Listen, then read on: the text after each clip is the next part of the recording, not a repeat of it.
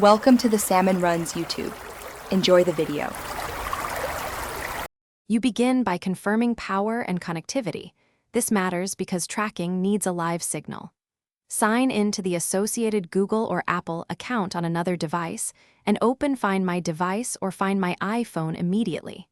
If possible, call the number once to trigger sound and hope someone answers. Once done, make sure you enable location history or sharing.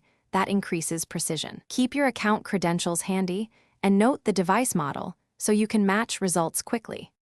You now dive into the tracking tools.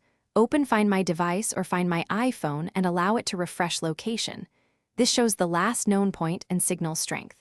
Play a sound to help discover nearby phones or enable Lost Mode to display contact info and lock the screen.